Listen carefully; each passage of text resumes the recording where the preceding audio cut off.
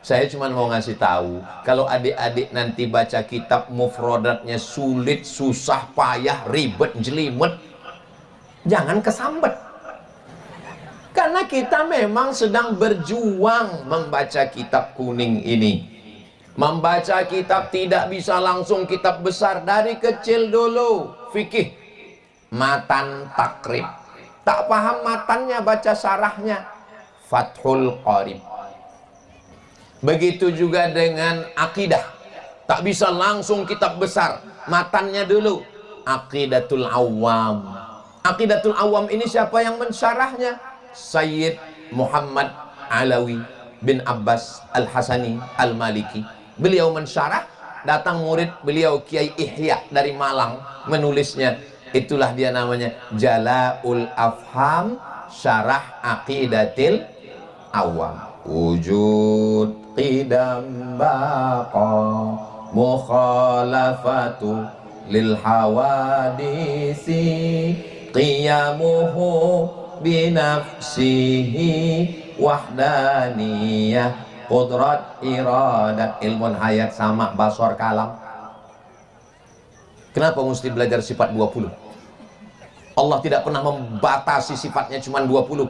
Sifat Allah ratusan. Kenapa mesti dibatasi 20? Waang kalau bongak surang. Jangan ajak orang lain ikut bongak. Sifat 20 itu bukan batasan sifat Allah. Sifat 20 itu disusun ulama untuk meseleksi segala yang dianggap Tuhan tapi tidak layak disebut sebagai Tuhan. Karena bagi orang awam tak bisa membedakan mana Tuhan, mana hantu. Tuhan. Ada orang mengaku Tuhan di India, rambutnya keriting macam brokoli, rambutnya keribu, digini-ginikannya tangannya keluar emas, digini-ginikannya mulutnya keluar emas, disembah orang. Datang orang Amerika, datang orang semua menyembah dia, mengatakan dia Tuhan. Namanya Sai Baba. Bagi orang yang belajar sifat 20, tumbang dia, kena pada pasal 2 wujud qidam. Apa arti qidam? La awwalalah. Qidam tidak berawal, sedangkan si Sai Baba ini berawal. Ada maknya, lahir dia. Maka kalau dia berawal berarti dia bukan Tuhan. Putus dengan pasal. Aku sangko Sai Baba datang, rupanya drone. Saudara yang dimuliakan Allah Subhanahu wa taala, wujud qidam baqa. Apa arti baqa? La akhira lahu. Tidak ada akhirnya. Sedangkan dia mati sudah. Petinya dari kaca, masuk sudah ke tanah, dimakan cacing pita. Wujud qidam baqa mukhalafatuhu lil hawadis. Tak sama dengan makhluk. Ada artis di Jakarta bersemedi, pejamkan mata, tarik napas, tarik, tahan, yang keluar dari bawah. Waktu dia sedang bersemedi itu katanya dia naik ke langit, berjumpa dengan Tuhan, warnanya hitam. Orang yang jahil ikut menyembah, ikut semua. Orang kalau belajar sifat 20 kena dia pasal yang keempat, wujud qidam baqa mukhalafatuhu lil hawadis. Tidak sama dengan makhluk. Pejam mata nampak hijau, merah, kuning, kelabu, berarti balonku ada 5. Mukhalafatuhu lil hawadis. Ma khatara bibalik fallahu laysa kadzalik. Ma khatara bibalik fallahu laysa kadzalik. Apa yang terlintas di hati dan pikiranmu, Tuhan tidak seperti itu. Kebetulan yang mengajarkan kami kitab Tauhid Ad-Dasuqi ala Ummil Barahin itu tamat dari Purba Mustafawiyah, namanya Ustadz Hafiz Yazid. Waktu dia menjelaskan itu, ma khatara bibalik fallahu laysa kadzalik. Aha saja yang terlintas di pikiranmu, Allah indah dong seperti itu. Jadi Orang masuk ke pondok ini tidak hanya sekedar anaknya mau, tapi juga orang tuanya mensupport. Adik-adik di Basma ini sebulan boleh dikunjungi orang tua, boleh ditengok orang tua, boleh. Sebulan berapa kali? Sekali. Oh, saya dulu mondoknya di Deli Serdang, Sumatera Utara. Emak saya tinggalnya di Riau. Dari Riau ke Deli Serdang berangkat jam 5 subuh sampai jam 5 sore. Berangkat jam 5 sore sampai jam 5 subuh, naik Sampagul sampai hilang pinggul begoyang. Satu lagi nama bisnya SDH, Sipiro Dolok Hole. Sudah hilang udah mobil itu, macam dinosaurus. Saya dijenguk emak saya setahun sekali. Jadi kalau ada orang-orang tua yang komplain, kenapa kami tak boleh menjenguk anak saya? Ikutkan saran saya, kasih dia hukuman, jenguk setahun sekali. Setuju? Tidak gitu.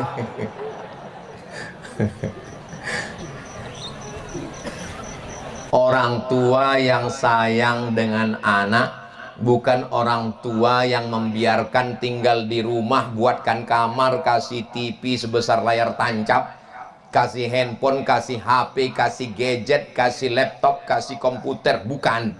Orang tua yang sayang dengan anak, orang tua yang meninggalkan anak di pondok. Ayahanda Haji Bahtiar sayang dengan anak. Bagaimana cara beliau sayang ke anak? Dikirim ke Dalwa, Jawa Timur, Pasuruan. Khatam dari Dalwa dikirim ke Makkah Al-Mukarramah. Begitu sayang sama anak. Saya dimasukkan. Apa yang ada di pikiran kalian sama macam kita, sama. Beda saya sama kalian, cuman saya lebih aja. Saya lebih hitam, lebih kurus, lebih dulu. Saya sama kalian cuman kelebihan saya lebih dulu lahir. Kalau kita satu kelas, belum tentu. Maka kalau ada orang nanya, tadi malam Ustaz Somad, iya, apa kelebihan Ustaz Somad itu? Ya karena dia lebih dulu lahir aja. Kalau dia sekelas sama aku, belum tentu itu bilang. Ya? Habis itu saya pergi ke Mesir. Tanggal 4 September 5 September 98 sampai ke Kairo, naik pesawat Royal Jordan Airlines sampai ke Kairo. Sampai di Kairo ditanya sama anak-anak lama, naik pesawat apa? Royal Jordan Airlines. Dengan bangganya kata anak lama, itulah pesawat paling murah.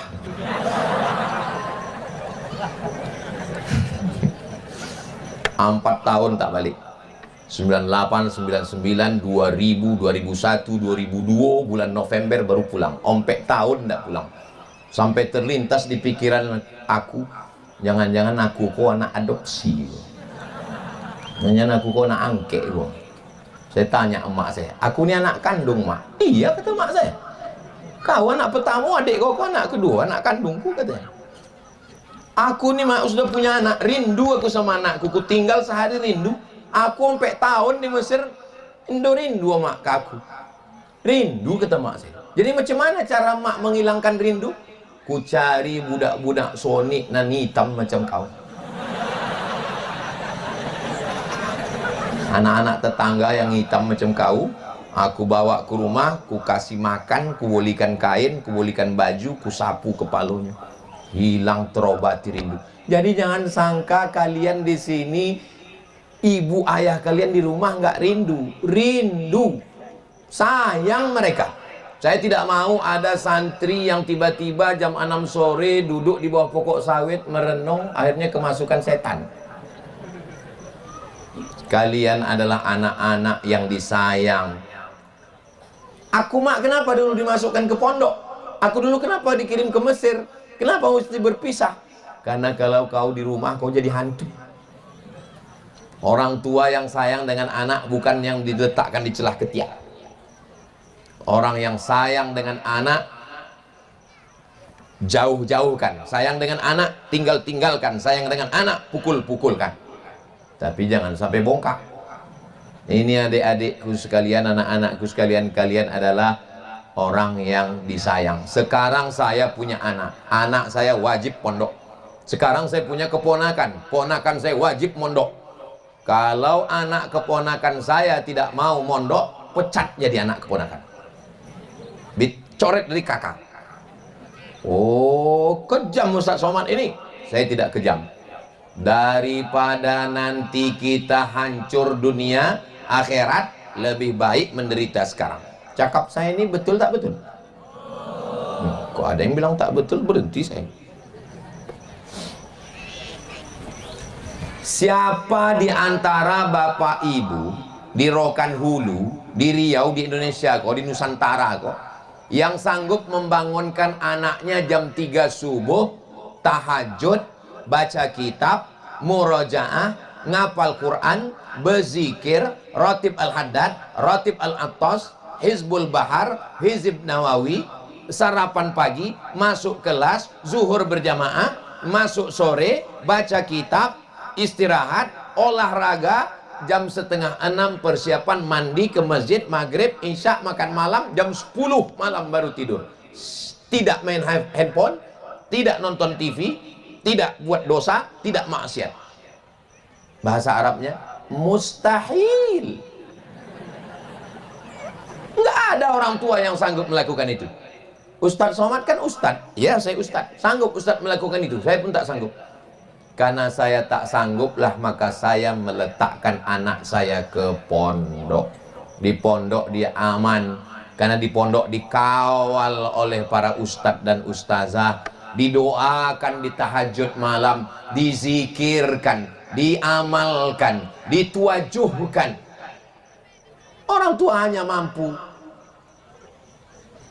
Alhamdulillah Ustaz, sejak Ustaz ceramah di YouTube inilah suami saya barulah dia sembahyang sekarang Pak Ustaz. Laki pun tak sembahyang.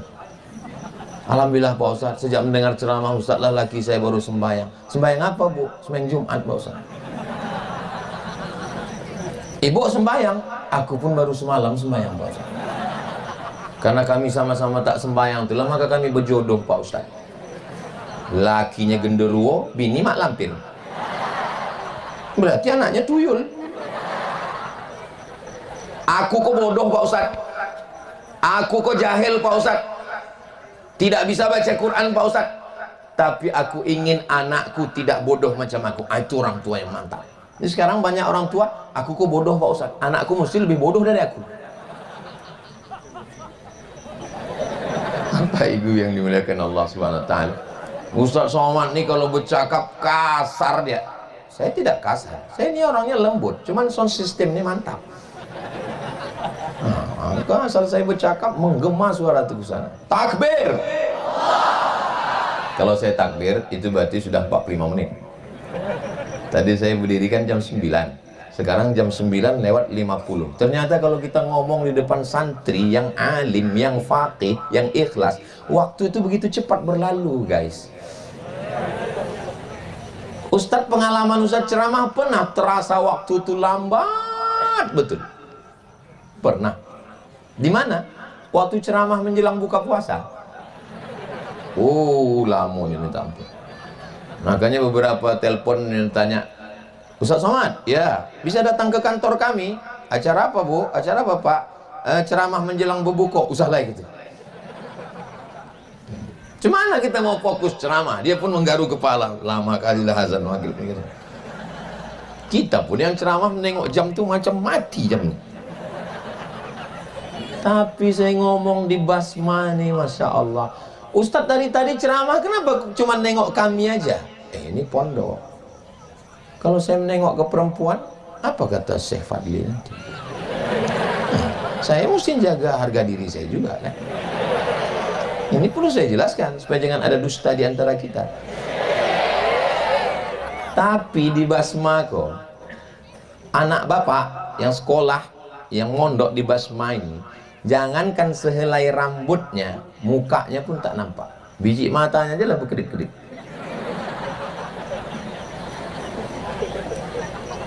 Dari ujung rambut sampai ke ujung kaki terjaga badannya, auratnya, rambutnya terpelihara. Maka kalau ada kalian yang pencemburu, yang tak ingin istri kalian itu pernah ditengok laki-laki, menikahlah dengan alumni Basman.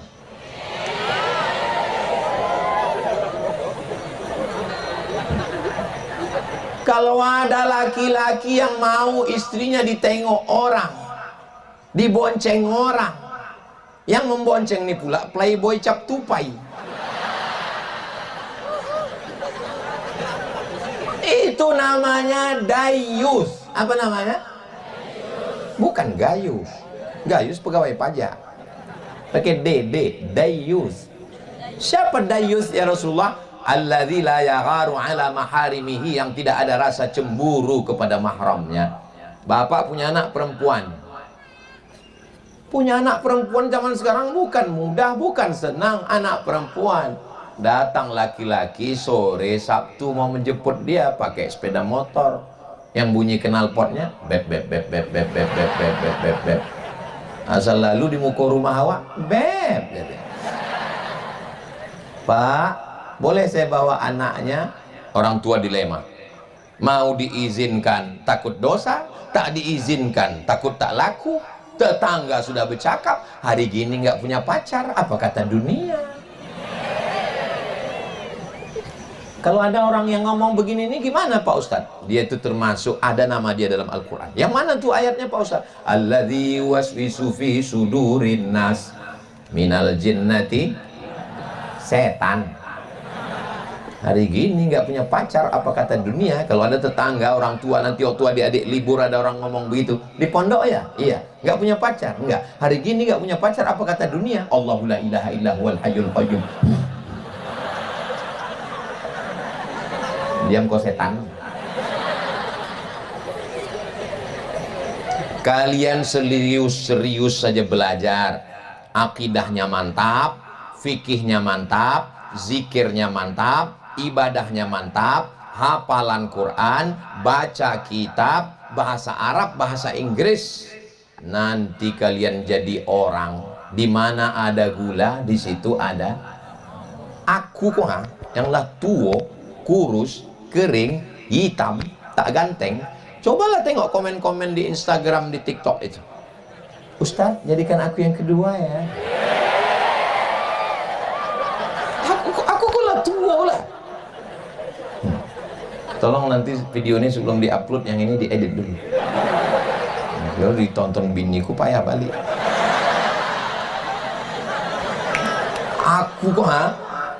Aku kok yang kurus, hitam, pesek, kering, kerontang, masuk ke pesawat, antu disapa sama dia, Bapak nomor berapa?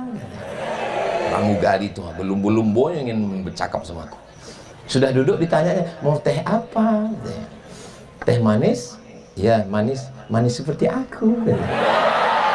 Apa lagi kalian yang ganteng-ganteng, yang muda-muda ini? Saya cuma mau ngasih tahu bahwa usia ini bukan masalah angka, tapi masalah rasa.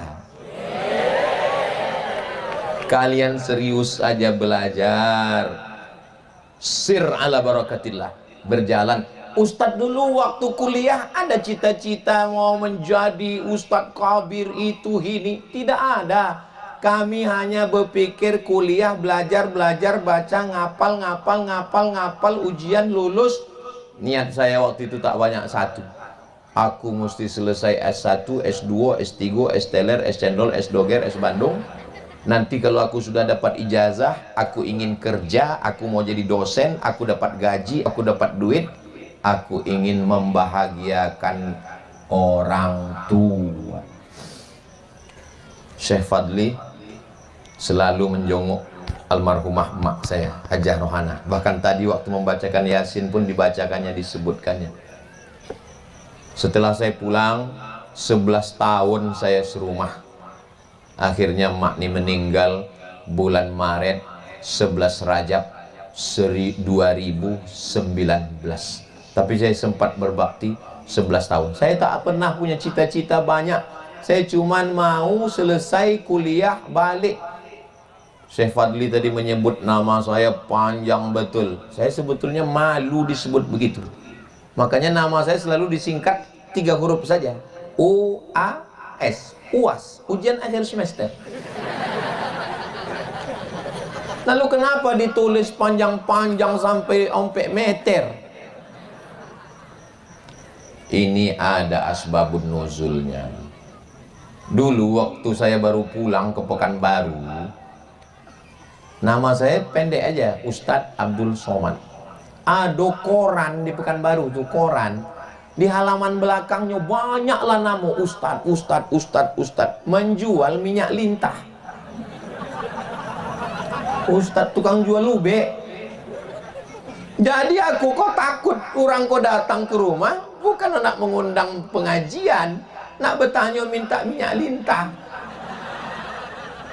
Supayanya bisa membedakan mana ustadz tukang jual obat kuat, mana ustadz yang mengajar ilmu agama. Itulah maka dibuat dulu Ustadz Abdul Somad LCMA. Dia je orang pulau LCMA lagi cemas mencari anak gadis. Di awal ulun berbini waktu itu. Jadi LC, nanti anak-anak aku ditanya orang, dari pondok mana dek? Basma. Oh, Syekh Fadli ya? Iya. Syekh Fadli itu dokek dengan Ustadz Somad? Iya. Pernah Ustadz Somad tuh ke pondok? Iya, selalu ke pondok. LC di belakang nama Ustadz Somad itu apa? Oh, LC itu lamo di Kairo. LC itu singkatan dari licence. Tulisannya licence. Cara membacanya lisans. Kalau di Malaysia lesen. Kalau bawa motor di Malaysia ditangkap deh polisi, ditanyanya, "Mana lesen awak?" Lesen itu bahasa Arabnya ajaza yujizu ijazatan. Jadi LC itu artinya sudah dikasih Al Azhar Kairo ijazah untuk mengajar agama Islam. Itu arti LC. Sesudah itu saya lanjut lagi Mesir. Di samping Mesir tuh Libya. Habis Libya tuh Tunisia. Habis Tunisia tuh Aljazair. Habis Aljazair tuh Maroko. Habis Maroko tuh Samudra Atlantik. Habis Samudra Atlantik itu barulah menyeberang ke Andalusia. Di mana Pak Ustadz? Andalusia. Di mana tuh Pak Ustadz? Real Madrid, Barcelona. Oh iya. Andalusia itu Spanyol. Jadi Maroko lah dokek Spanyol. Mesir, Libya, Tunisia, Aljazair, Maroko. Di Maroko itu saya kuliah 2 tahun. Tamat. Itulah dapat titelnya Diplôme Études Supérieures Approfondies. Diplôme Études Supérieures Approfondies. Keren. Balik ke kampung, desa. Apalah Ustaz Somad tu lama-lama kuliah, balik titelnya desa. Habis itu yang ujung tu PhD. Cara membacanya dari kanan, D-nya duluan, Doctor of Philosophy. Kenapa Ustadz kuliah sampai S1, S2, S3? Karena saya berpikir, aku berpikir, kalau aku mau jadi dosen, berarti aku mesti S3. Tapi duit nggak ada. Maka saya pemburu beasiswa. Saya cari di www.google.com. Cari beasiswa. Musim haji, kerja di Makkah. Naik kapal laut, 2 hari 2 malam, melewati Laut Merah, kerja di Makkah. Macam-macam kerja di Makkah. Pernah membagi nasi kotak. Mat, mau kau kerja? Mau, aku bilang, asal ada duitnya. Berapa sehari? 60 rial. Mantap nih. Apa kerjanya? Ngasih nasi kotak. Mudah lah ngasih nasi kotak, bagi. Rupanya 3 kloter. 1 kloter 300. 3 kloter sama pengurus, sama dokter, sama ketua, sama ini 1000 kali 6 jam. Habis itu pingsan. Jangan adik-adik bayangkan Ustadz Somad kuliah enak, nyaman, tenang, adem, ayem, tentrem, pulang disambut dengan karpet merah. Oh, tidak begitu, brother. Kalau Tuhan pergi ke Makkah, jangan lupa singgah ke Madinah. Lama sudah Ustadz Somad tausiah di Basma berjalan di atas karpet merah. Dari mulai rumah karpet merah, Masya Allah.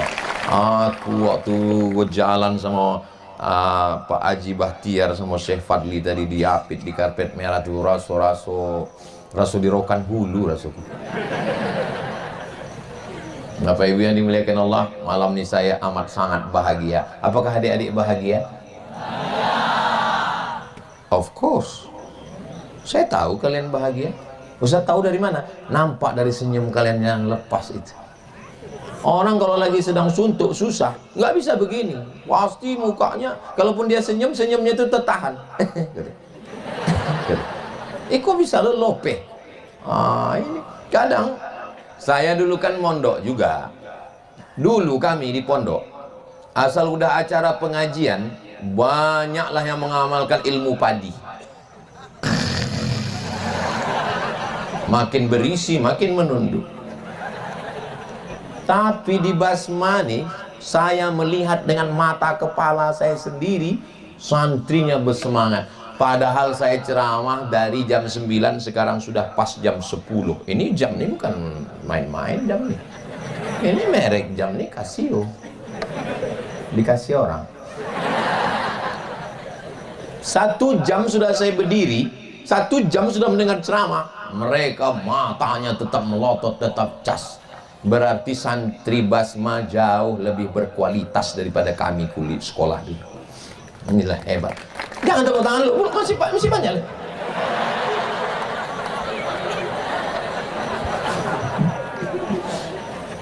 Aku pun pulang ke Pekanbaru tahun 2008. Jangan anggap pulang ke Pekanbaru disambut dari airport Sultan Syarif Qasim II. Tala'al badru alaina. Tidak ada yang menyambut satu. Saya pulang membawa map, mau mendaftar jadi PNS, pegawai negeri sipil. Sampai di kantor Kementerian Agama di Kampar Bangkinang, ditulislah di map saya itu 62. Kutanya, Pak, yo, apa maksud 62 di map kau? Kau orang nan ke 62 ingin jadi PNS kau. Oh, aku kau 62 ya. Berapa orang nan lulus Pak? Surang.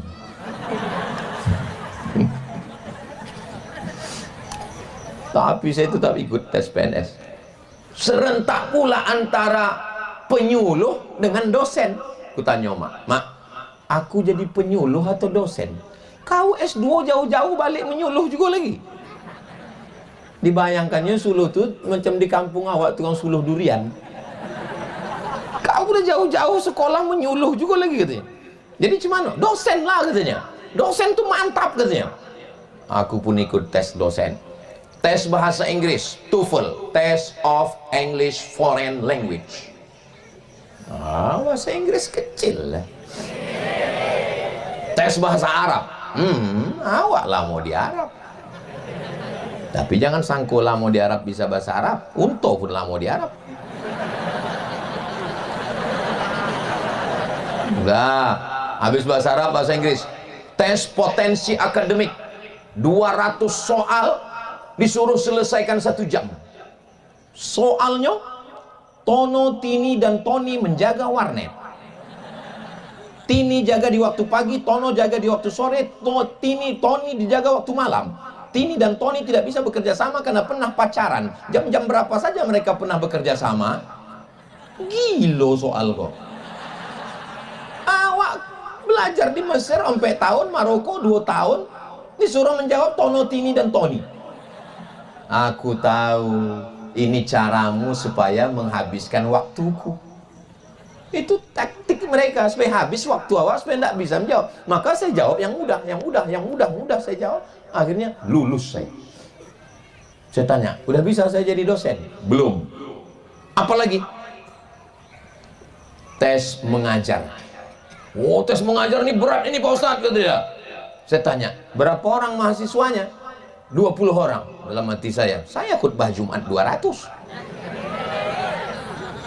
20 orang kecil lah. Tapi tak saya bilang, dalam hati aja. Apa pelajarannya? Hadis katanya. Masuk saya ke dalam. Al haditsu ma udhifa ila nabi sallallahu alaihi wasallam min qaulin aw fi'lin aw taqririn aw sifati khalqiyatin wa khuluqiyatin min ba'di wa miladihi ila bi'tsatihi ila wafatihi sallallahu alaihi wasallam.